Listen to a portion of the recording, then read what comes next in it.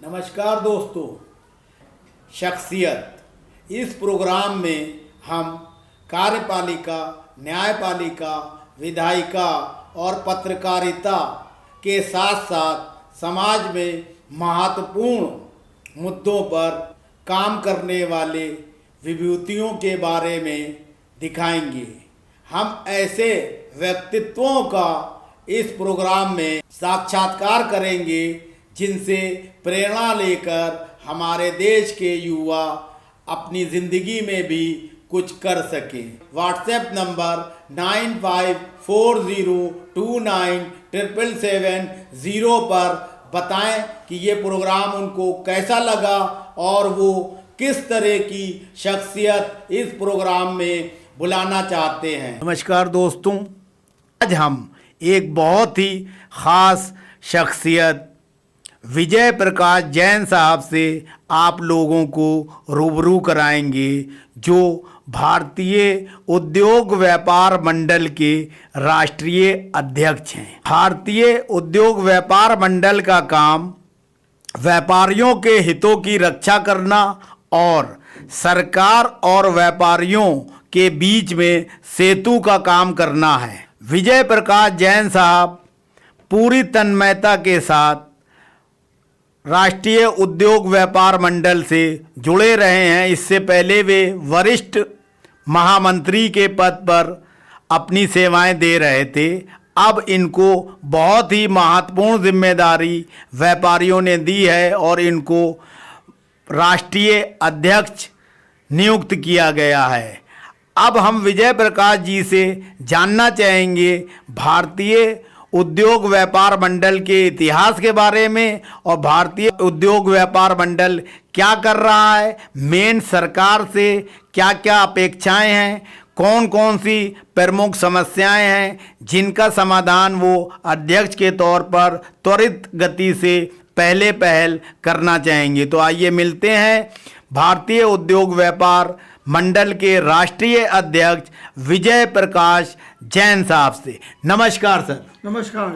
भारतीय उद्योग व्यापार मंडल की संरचना क्या है और उसका मेन उद्देश्य क्या है, किस तरीके से पूरे देश के व्यापारियों का प्रतिनिधित्व आपका उद्योग व्यापार मंडल करता है? भारतीय उद्योग व्यापार मंडल की स्थापना आज से ठीक 40 वर्ष पूर्व हुई।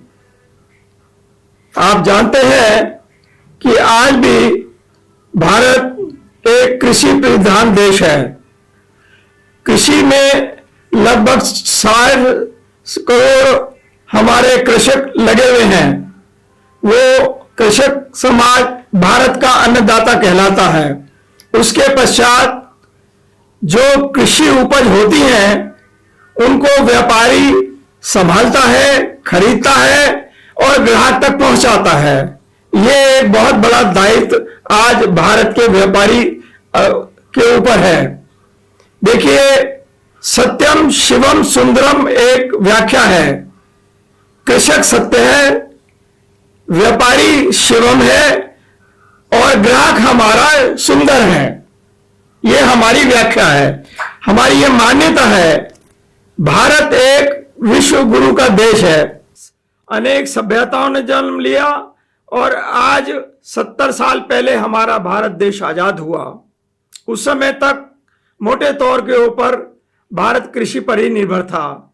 धीरे धीरे ये चीज बढ़ने लगी और आयकर भारत ने केंद्र सरकार के सुपुर्द कर दिया कि आयकर की आमदनी से केंद्र सरकार चलेगी, जबकि स्थानीय संस्थाएं और राज्यों की संस्थाओं के लिए बिक्री वर्ग कर व्यवस्था का जन्म दिया गया।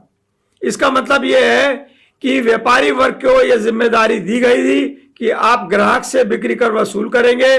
जो आप उत्पादन उनको बेचते हैं, जो वस्तुएं वो ग्राहक हमसे खरीदता है, उनके ऊपर आप बिक्री कर चार्ज कीजिए और वो वसूल करके भारत सरकार के खजाने में जमा कराइए। ये दायित्व व्यापारी वर्ग को भारत सरकार ने, भारत देश के संविधान ने दिया। सन 1950 में बिक्री कर का सूत्रपात हुआ। बिक्री कर की व्यवस्था स्थानीय जो प्रशासन था और राज्यों के प्रशासन था, उनके खर्चों को मीट आउट करने के लिए बिक्री की व्यवस्था की आवश्यकता पड़ी, वो हमने सहज स्वीकारी।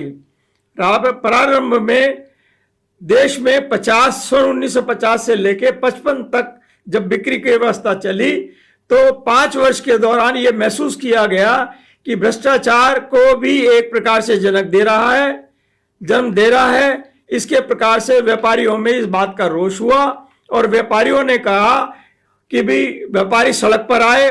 और उस समय पंडित जवाहरलाल नेहरू हमारे प्रधानमंत्री जी थे और उस समय क्योंकि दिल्ली एक केंद्र शासित प्रदेश था, वो गृह मंत्रालय के अंतर्गत आता था और गोविंद बल्लभ पंत उस समय हमारे गृह मंत्री थे। देश के व्यापारियों में, खास तौर से दिल्ली के व्यापारियों ने बिक्री कर के विरोध में दिल्ली की सड़कों पर उतरे और जिसके रूप कुछ प्रशासन ने सख्ती भी बरती, पुलिस प्रशासन ने सख्ती दी, कुछ लोगों को चोटें आई और उनका खून भी बहे। जब ये प्रदर्शन पार्लियामेंट में चल रहा था तो उस समय पार्लियामेंट भारत की चल रही थी और केंद्रीय गृह मंत्री जो गोविंद बल्लभ थे वो जवाहरलाल नेहरू के पास गए और उन्होंने कहा कि मैं अपने भारतवासियों का इस प्रकार से खून खराबा नहीं देख सकता, आप इसके बारे में कीजिए। तब भारत सरकार ने नेहरू के समय 3 वस्तुओं के ऊपर बिक्री करके स्थान के ऊपर अतिरिक्त उत्पादन शुल्क लगाने की व्यवस्था की, जिसके अंदर रोटी, कपड़ा, मकान जो प्रमुख हमारे एक उपभोक्ता की आवश्यकताएं थी, रोटी पे बिक्री कर को हटा दिया गया, कपड़े पे और चीनी पे और तंबाकू पे 3 वस्तुओं के ऊपर अतिरिक्त उत्पादन शुल्क लगाकर बिक्री व्यवस्था हटा दी। उस समय गोविंद बल्लभ जी पंत जी ने और नेहरू जी ने कहा कि कालांतर में हम आगे जाकर और वस्तुएं भी बिक्री कर व्यवस्था से हटा के अतिरिक्त उत्पादन शुल्क में ले आएंगे। बहरहाल हम लोग इसका इंतजार करते गए, समय बीतता रहा, कुछ हम लोग भी ठंडे हो गए। आगे चल के मैं आता हूं, करीबन 1980 की बात है। सन 1980 में बिक्री कर का उत्पीड़न, भ्रष्टाचार बहुत ज्यादा बढ़ गया, दरें बढ़ा दी चली गई, महंगाई का एक बहुत बड़ा कारण बना और इसके पर असंतोष जागने लगा। उस समय आपको याद हो कि जनता पार्टी का जन्म हुआ था, कांग्रेस की सरकार पीछे चली गई थी। उस समय कांग्रेस की सरकार ने भी और जनता पार्टी ने भी ये वायदा करा व्यापारियों से कि हम, कांग्रेस ने तो ये वायदा करा कि हम बिक्री व्यवस्था का कुछ न कुछ निदान करेंगे और जनता पार्टी ने हमसे ये कहा कि हम बस ये अतिरिक्त उत्पादन शुल्क का दायरा बढ़ाकर हम ज्यादा से ज्यादा वस्तुओं में इसको लेके आएंगे। परंतु दैवयोग की बात है और उसी समय आवश्यक वस्तु अधिनियम एक बड़ा महत्वपूर्ण, क्योंकि उस समय भारत में वस्तुओं का अभाव था, प्रचुर मात्रा में आवश्यक वस्तुएं मिलती नहीं थी, इसलिए आवश्यक वस्तु अधिनियम के अंतर्गत धारा 3/7 के अंदर व्यापारी को बिना किसी दलील के, बिना किसी वकील के उसको जेल में डालने की व्यवस्था थी। लिहाजा उस समय इन 2 बिंदुओं को लेके व्यापारी वर्ग 9 अगस्त 1981 को इकट्ठे हुए। दिल्ली में राष्ट्रीय स्तर पर एक राष्ट्रीय व्यापार संगठन का गठन हुआ जिसका नाम रखा गया भारतीय उद्योग व्यापार मंडल, जिसके प्रथम अध्यक्ष से तत्कालीन दिल्ली के सांसद माननीय श्री भीखूराम जी जैन इसके अध्यक्ष बने। इसके अंतर्गत लाल किले से रामलीला मैदान तक व्यापारियों ने एक बहुत बड़ी रैली निकाली, जिसके अंतर्गत देश भर के व्यापारी हाथी, घोड़े, ऊंटों पर भी बैठ के निकले, जिसको प्रेस ने एक तरह की संज्ञा दी कि भी लाला लोगों की बारात निकली। व्यंग कसा गया। बहरहाल कोई बात नहीं, चलते चलते 9 अगस्त 1981 को भारतीय उद्योग व्यापार मंडल का गठन हुआ। तब से लेके आज तक जो व्यापारियों की कठिनाइयां हैं, तकलीफ हैं, और भारतीय उद्योग व्यापार मंडल भारत के व्यापारियों, सरकार एवं जनता के बीच में एक सेतु का काम कर रहा है, जैसा कि आपने भी अभी उद्बोधित किया, काम कर रहा है। जो व्यापारियों की कठिनाई है वो सरकार के समक्ष रख रहा है, जनता के बीच जा रहा है, क्योंकि हम वितरण व्यवस्था संभालते हैं। भारत सरकार के मुश्किल 45% से लेके 68% तक हम राजस्व का योगदान देते हैं। और जीडीपी में हमारा बराबर का योगदान है। इन बातों को दृष्टि रखते हुए हम इस बात को भारत सरकार और जनता के बीच में जाकर उनके सामने रख रहे हैं और व्यापारियों की कठिनाइयों को हम दूर करने जा रहे हैं। भारतीय उद्योग व्यापार मंडल पूरी तरह से जो व्यापारियों की समस्याओं के समाधान के लिए तत्पर है और ये माना भी जाता है कि भारतीय जनता पार्टी को व्यापारी वर्ग हमेशा से समर्थन रहा है। क्या वजह है कि भारतीय जनता पार्टी की दूसरी बार प्रधानमंत्री नरेंद्र मोदी जी के नेतृत्व में सरकार बनी, उसके बावजूद व्यापारी वर्ग जो है अभी परेशान है? नोटबंदी हुई, अब जीएसटी लागू कर दिया गया। जीएसटी जिस मकसद से लागू किया गया वो मकसद शायद पूरा नहीं हुआ है। व्यापारी लोग कागजी कार्रवाई में ज्यादा उलझे रहते हैं। ये समस्याओं के निपटारे के लिए आप किस तरीके से सरकार से अपेक्षा रखते हैं और क्या समाधान कब तक निकल आए? इसके अंदर दो बातें हैं। 2014 का जब चुनाव हुआ तो हमने एक 25 सूत्री मांग पत्र देश की सभी पार्टियों के समक्ष रखा, जिसके अंदर बिक्री कर से लेके उनकी सुरक्षा, टोल व्यवस्था और जितनी भी कठिनाइयां हम लोगों व्यापारियों को होती थी उनको हमने समावेश किया। उसके अंतर्गत और किसी भी पार्टी ने, ये बात आपने सही कही कि भारतीय उद्योग व्यापार मंडल या व्यापारियों के जो भारतीय जनता पार्टी है किसी हद तक वो काफी नजदीक है और यहां तक भी कहा जाता है कि भारतीय जनता पार्टी व्यापारियों की पार्टी कही जाती है, मैं मानता हूं। तो हमने अगस्त में ये पिछले 2000 के चुनाव, लोकसभा के चुनाव के अंदर हमने अपना 25 सूत्री कार्यक्रम उनके समक्ष रखा, जिसके अंदर हमारी 5 प्रमुख मांगे भारतीय जनता पार्टी ने तुरंत घोषित करी। इसके अंदर सबसे पहला था कि दुर्घटना बीमा का हमारे को उन्होंने उपहार दिया। इसके अलावा राष्ट्रीय व्यापारी कल्याण बोर्ड, हमने कहा था कि राष्ट्रीय व्यापारी आयोग का गठन किया जाए, तो भारतीय जनता पार्टी ने राष्ट्रीय व्यापारी कल्याण बोर्ड 29 जुलाई 2016 को घोषित कर दिया, मगर उसकी प्रक्रिया अभी तक चल रही थी। इसके अलावा ऑनलाइन ट्रेडिंग, राष्ट्रीय खुदरा व्यापार नीति और राष्ट्रीय ये विदेशी प्रत्यक्ष निवेश जिसको एफडीआई कहते हैं, उनकी बातों को रखते हुए उन्होंने इन तीनों की नीतियों की घोषणा की, मगर खेद का विषय है कि अभी तक वो काम पेंडिंग में पड़ा हुआ है। हो सकता है कोरोना काल की इस बीच में आ गया, जिसकी वजह से पेंडिंग में पड़े हैं। जहां तक नोटबंदी का ताल्लुक है, मोदी सरकार ने बैठते ये बात कही थी कि हम देश से भ्रष्टाचार मिटाएंगे। उसके अनुरूप नोटबंदी का आह्वान किया गया, ये कार्यक्रम देश के समक्ष रखा गया। इसके अंदर किसी हद तक भ्रष्टाचार बड़े स्तर पर तो दूर हुआ, मगर छोटे स्तर के ऊपर भ्रष्टाचार को लगाम लगाने में अभी समय लगेगा, ऐसा लगता है। जानते हैं कि 2024 का 2022 के कुछ चुनाव और 2024 का भी चुनाव हमारे सामने आ रहा है। धीरे धीरे आगे पीछे हमारी समस्याओं का निदान होगा।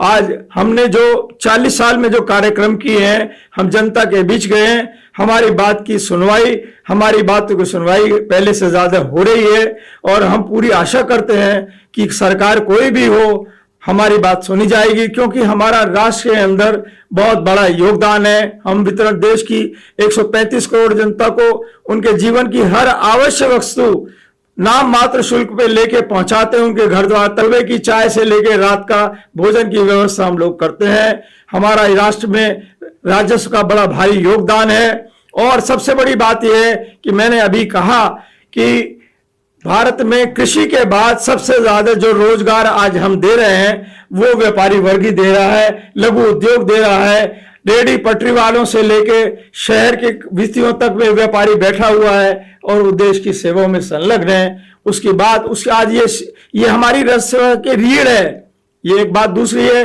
कि आज 1.5 साल से कोरोना ने हमें सारी भारत की अर्थव्यवस्था ही नहीं, राष्ट्रीय विश्व स्तर की व्यवस्था को बड़ा छिन्न भिन्न किया है, बड़ी व्यवस्था पैदा हो गई है। बहरहाल मोदी जी ने जिस प्रकार से कोरोना को कंट्रोल करने के अंदर अपना प्रयास किया है और विश्व स्तर तक अपना उन्होंने योगदान दिया है, हम उनकी प्रशंसा करते हुए हम उत्साहित हैं कि शीघ्र हमारे कष्ट, हमारा उत्पीड़न दूर होगा, हमारे समस्याओं का संज्ञान लेते हुए भारत सरकार इसके बारे में हमारे को अवश्य ही राहत प्रदान करेगी, ऐसा हमारी मान्यता है। खुदरा व्यापार में जो है विदेशी कंपनियां डायरेक्ट जो मार्केटिंग कर रही हैं और होम डिलीवरी कर रही हैं उत्पादों की, उससे भारतीय व्यापारियों का बहुत ज्यादा नुकसान हो रहा है और वो क्वालिटी भी जो है उनके प्रोडक्ट की सही नहीं होती है, लेकिन वो टीवी पे और दूसरी तरह से इंटरनेट के थ्रू, मोबाइल के थ्रू अपनी मार्केटिंग कर ले जाते हैं और उससे बहुत ज्यादा जो है व्यापारियों का नुकसान हो रहा है। इस दिशा में जो है आपने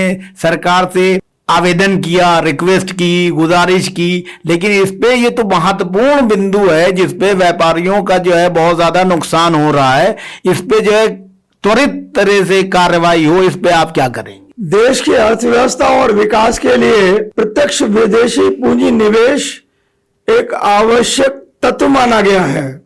इसके अंतर्गत विकास की प्रक्रिया को, इंफ्रास्ट्रक्चर को ढांचागत सुविधा देने के लिए जो भारत की जितनी भी योजनाएं हैं, विकास की योजनाएं हैं, उनको क्रियान्वित करने के लिए विदेशी पूंजी निवेश भी आवश्यक हो गया है।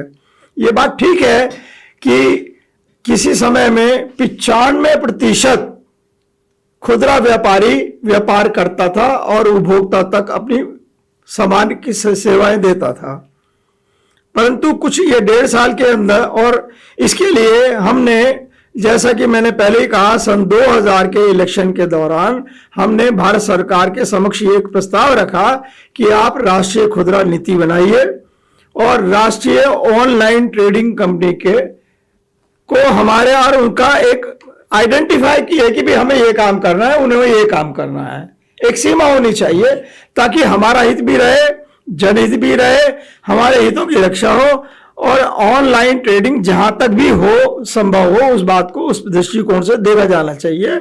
ये बात दूसरी है कि इसमें समय लग रहा है और हम आशान्वित हैं कि बहुत समय नजदीक में रहते हुए कोई इस पे गंभीरता से काफी अच्छा विचार जो है, मुझे सूत्रों से ज्ञात हुआ है कि महीने 2 महीने के अंदर राष्ट्रीय खुदरा नीति और ये ऑनलाइन ट्रेडिंग नीति घोषित हो जाएगी और उसका हमारा एक नीति निर्धारित है जिसके अंदर वो अनुशासित होकर काम करेंगे और हमारे हितों का बचाव होगा, ऐसा मेरी मान्यता है। सर, भारत सरकार ने कृषि के 3 कानून एक साथ बनाए। कृषकों का, जो किसान भाई हैं, उनका हित आपसे मिला जुला है, आपके ऊपर वो निर्भर हैं।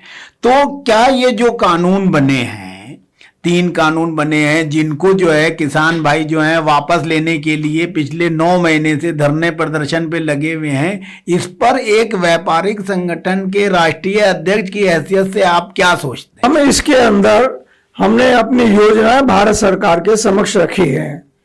खरबों रुपया आज से 20 साल से लेके आज तक जो भारत के में कम से कम मैं समझता हूं 750 कृषि मंडियां हैं देश के कोने कोने में। उन मंडियों के अंदर बाजार बने हैं, फड़ बने हैं और किसान अपना माल वहां लाके उन मंडियों में स्टोर करता है, उसको साफ सफाई करता है और उसके पश्चात उसको ग्रेड करता है और वो फड़ों पे रख के खुली मंडियों में बोली के माध्यम से बेचा जाता रहा है। जो ऊंचे से ऊंची बोली व्यापारी देता है उसको वो माल बेच दिया जाता है। ये व्यवस्था, ये कृषि कानूनों ने इस व्यवस्था की और नाम मात्र का शुल्क 1%, 2% और यहां तक कि भी 1/4%, 1/4% इसकी दर रखी गई। मगर कालांतर में ये विदेशी, इसके अंदर एक संज्ञा है कॉन्ट्रैक्ट फार्मिंग का, ये जन्म एफडीआई के थ्रू विदेशी कंपनियों ने रखा कि वो उन्होंने ये कहा कि भी ये भारत के ये अमुक अमुक क्षेत्र की एक कृषक ये वस्तुओं का उत्पादन करेंगे और वो हम खरीदेंगे। ये भी एक दूषित व्यवस्था थी, ये बैकग्राउंड में चली गई, मगर अब दोबारा से इन्होंने प्रभाव करके इस चीज को ये 3 बिलों के माध्यम से लाया है, जिसके अंदर खरबों रुपए का इंफ्रास्ट्रक्चर में पैसा लगा हुआ है, व्यापारी का लगा हुआ है, सरकार का लगा हुआ है, जनता का लगा हुआ है। अगर ये बनी बनाई व्यवस्था को उपयोग में लाया जाए और एक दूसरे को पूरक करा जाए, ऐसी व्यवस्था होनी चाहिए। हमारी भारत सरकार से बातचीत चल रही है और हम आशावान है कि दो आए दुरुस्त आए, इनमें आवश्यक परिवर्तन हो जरूर होगा। और हम बैठ के हम विध्वंस नहीं चाहते, हम प्रदर्शन नहीं चाहते, हम धरना नहीं चाहते, हम टेबल पे बैठ के अपनी बात रखना चाहते हैं और सरकार के पूरक होना चाहते हैं।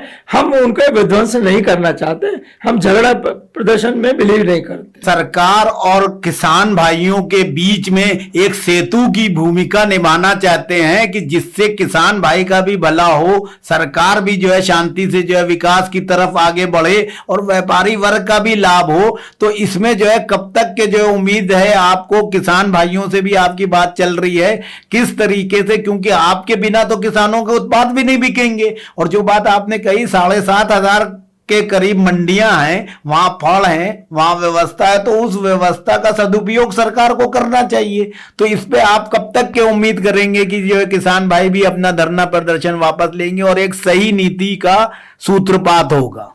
कृषि बिलों में सबसे बड़ा हमारी व्यथा यह है कि जो माल अब पहले जितने भी कृषि उपज थे वो मंडियों में आके बेचा करते थे, कृषि बिलों में, नए कृषि बिलों में ये व्यवस्था हो गई है कि किसान अपना माल कंपनियों को या किसी भी खरीदार को कृषि मंडी के बाहर बेच सकते हैं। इसका मतलब ये है कि किसी भी प्रकार का कर या कोई शुल्क उसको देना नहीं होगा, जबकि जो माल कृषि मंडी में बिकेगा उसके ऊपर 1% से लेकर 5% तक का शुल्क लग जाएगा। तो जो माल कृषि मंडी में बिकेगा वो महंगा हो जाएगा, जो माल बाहर बिकेगा वो सस्ता हो जाएगा। इसलिए हमारी कृषि मंडियों के व्यापारियों के रोजगार छिन जाएंगे, वहां के मजदूर, पल्लेदार और वहां जो माल ढोते हैं उनके वो बेरोजगार हो जाएंगे।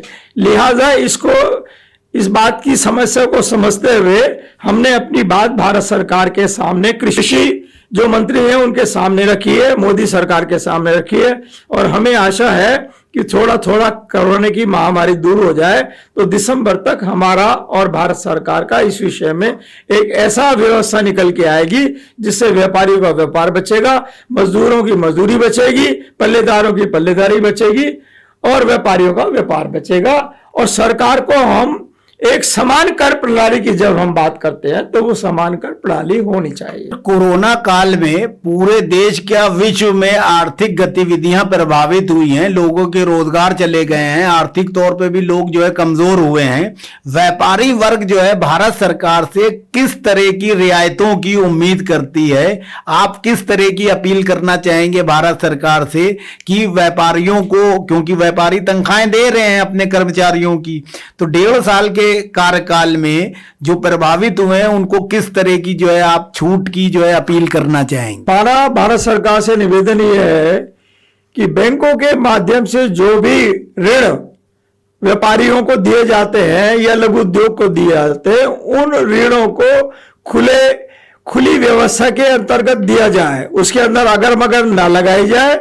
और जो व्यापारी बैंकें हैं वो अड़ंगा लगाते हैं, उन बाधाओं को दूर करते हुए एक सरल और व्यवहारिक दृष्टिकोण अपनाते हुए हम लोगों को पर्याप्त मात्रा में कम दरों पर, रियायती दरों पर ऋण दिए जाने चाहिए ताकि हम उस ऋण से अपने व्यापार को पुनर्जीवित कर सके। जो हमारी सेवा है, ग्राहक के प्रति सेवा है, सरकार के प्रति सेवा है, उसको पूरा करने में सक्षम हो। दूसरे जो हमारे ऋणों की या हमारे और करों की जो दरों का हम भुगतान करते हैं, ईएमआई है, बिजली के बिल है और इस तरह के जो हमारे दायित्व हैं, उनके अंदर उनको दायित्वों को कम से कम 6 महीने तक या 31 दिसंबर तक देने की हमारी व्यवस्था की जाए, उनको स्थगित किया जाए। एक बात। दूसरे, बाजारों को आए दिन जो भारत सरकारें, पहले तो केंद्रीय सरकार इसको नियामत कर रही थी, अब राज्य सरकारें आए दिन बाजारों को बंद कर देती हैं, तो इसका मतलब है कि हमारा रोजगार छूट गया, मजदूरों का मजदूरी छीन गई लिया और भारत सरकार को जो राजस्व आना है वो रुक गया।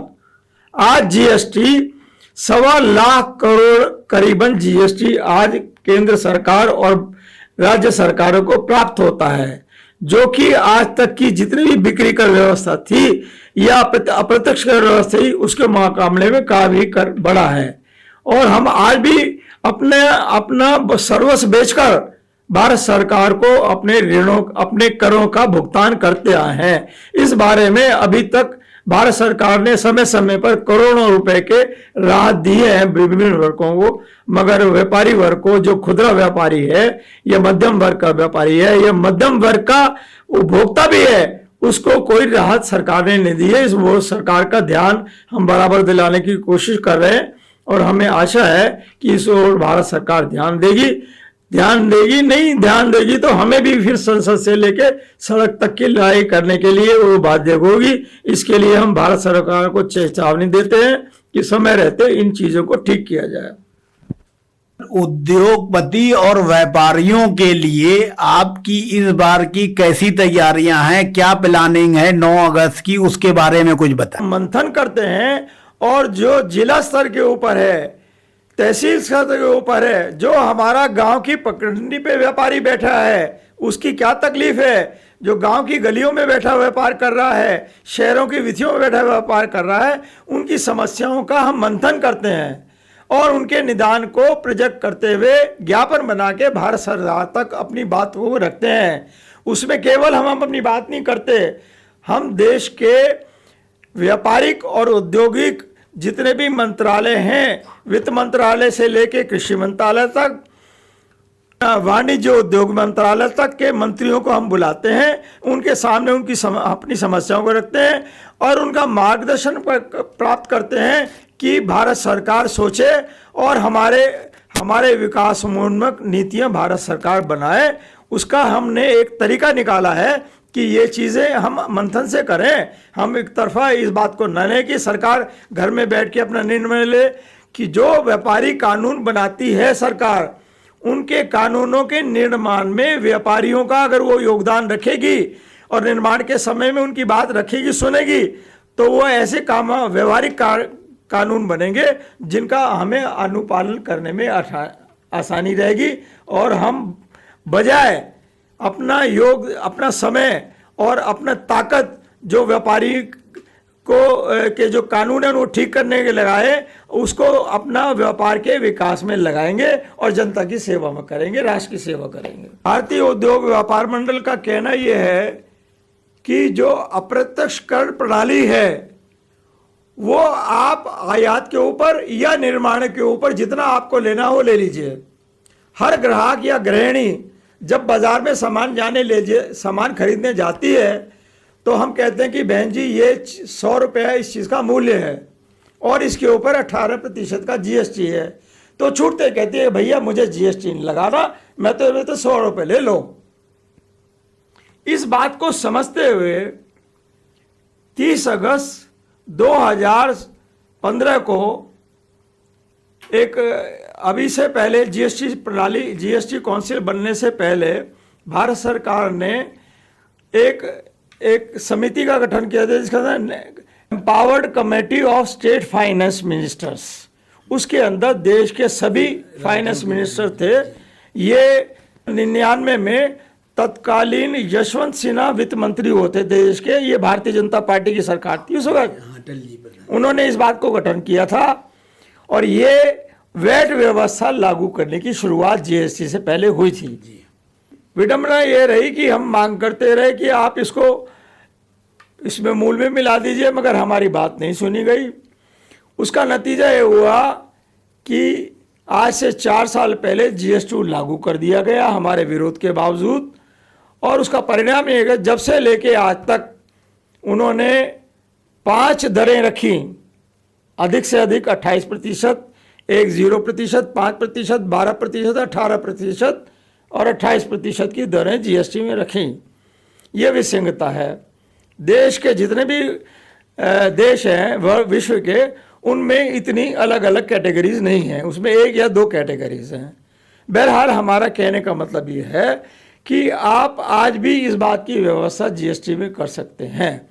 उस बात में एक तरह से तो हम उनको जीएसटी को सरल और व्यवहारिक करने की मांग करते आए हैं हर बार, और हमारी ये मांग भी जारी रहेगी कि कालांतर के अंदर ऐसी व्यवस्था करी जाए। जीएसटी रखिए आप, मगर मूल पे लगा दीजिए, इंपोर्ट हो वहाँ लगा दीजिए, मैन्युफैक्चर हो वहाँ लगा दीजिए। ये वैल्यू एडिशन के चक्कर के अंदर ये एक एक जगह पास हो रहा है, तो भ्रष्टाचार भी बढ़ रहा है, चोरी भी हो रही है। मैं मानता हूं इस बात को, मगर चोरी करने का आप मौका क्यों देते हो? अब आप जो है 9 तारीख को जब व्यापारी लोग सब बैठेंगे तो मेन जो है आप सरकार से 2-4-5 बिंदु जो हैं जिस पे आप चाहेंगे उसके बारे में कुछ बताएं कि जिस पे आप चाहेंगे सरकार सबसे पहले निर्णय ले और आप लोगों को राहत पहुंचाए। एक व्यवस्था मैं आपको और बता दूं कि कॉरपोरेट और व्यक्तिगत आयकर की जो दर हैं, कॉरपोरेट को 8% की रियायत है, व्यक्तिगत पे 8% ज़्यादा है। एक तो इसको या तो समान करें, या फिर बल्कि देखा जाए तो व्यक्तिगत या फर्म के ऊपर आयकर कॉरपोरेट से कम होना चाहिए। एक तो हमारी मांग ये है। जीएसटी को यथासंभव सरल और पारदर्शी बनाने चाहिए, एक ये प्रमुख हमारी मांग है। इसके अलावा खाद्य पदार्थों में जो मिलावट का जो कानून है, जिसको फूड सेफ्टी स्टैंडर्ड अथॉरिटी कहा जाता है, उसके अंदर व्यवहारिकता कम है। अब यहाँ पर जिस अवस्था में आप देखो खुलेआम में फूड्स पटरी पे बैठ के बन रहा है, बिक रहा है, उसकी व्यवस्था भी हम नहीं चाहते, ठीक होनी चाहिए। एक व्यवहारिक कानून बने, एक खाद्य सुरक्षा मानूकरण। अभी हमारे स्वास्थ्य मंत्री नए आए हैं मनसुख मांडविया जी से, हमारा ये प्रयास है, बहुत बढ़िया आदमी है, हम समझते हैं कि हमारी उसकी समस्याएं वो भी दूर होंगी। दूसरे, खुदरा नीति को तुरंत सरकार घोषित करे, ऑनलाइन ट्रेडिंग को खुद करे, वायदा व्यापार जो कि भ्रष्टाचार का जनक है, बनावटी मंदा तेजी वायदा व्यापार की होती है, ये एक प्रकार का सट्टा है, ये भी बंद होना चाहिए। ये हमारी प्रमुख मांगे हैं। व्यापारी को सुरक्षा दी जाए और व्यापारी को सम्मान दिया जाए। इसके अलावा व्यापारियों का विधान मंडलों में, लोकसभा में, राज्यसभाओं में प्रतिनिधित्व होना चाहिए। आप कर तो हमारे से ले रहे हैं, हमारे माध्यम से कर ले रहे हैं, मगर हमारे को आप वहाँ पर प्रतिनिधि जो कानून बनाने वाली हमारी लेजिस्लेटिव संस्था है, उसमें आप हमारा सहयोग नहीं ले रहे हैं। ये हमारी प्रमुख मांगे हैं। अच्छा, आखिर व्यापारियों के लिए आपका एक कोई संदेश हो 9 तारीख के लिए? व्यापारियों का संदेश बड़ा आपने एक महत्वपूर्ण सवाल मेरे से करा। व्यापारी मूलतः एक नहीं हो पा रहा। जिस दिन व्यापारी एक हो गया, ये लोकतंत्र का सिद्धांत है कि जितने सिरों की गिनती होती है उसकी बात मानी जाती है। जिस दिन व्यापारी एक हो गया, यह व्यापारियों ने लाखों करोड़ों की संख्या में अपनी ताकत का एहसास भारत सरकार को करा दिया, उस दिन व्यापारियों की संस्था उसका रास्ता बन जाएगा और उनका सम्मान भी होगा, उनकी समस्याओं का निदान भी होगा, उनकी बात भी सुनी जाएगी। नमस्कार।